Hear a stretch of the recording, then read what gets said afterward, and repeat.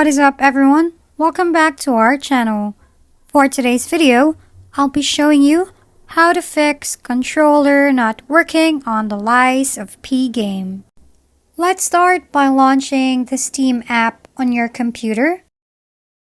Then go to the library section and right-click on the game. In the pop-up menu, choose Properties.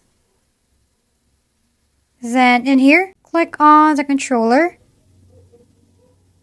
Beside the override, click on the downward arrow icon and choose Disable Steam Input.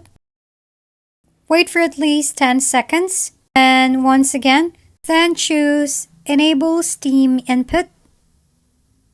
And after doing that, close the Steam app, then run it as administrator. Go to your desktop and right-click on the Steam app. Now choose Run as Administrator. In here, click on the Steam icon at the top left corner of the screen.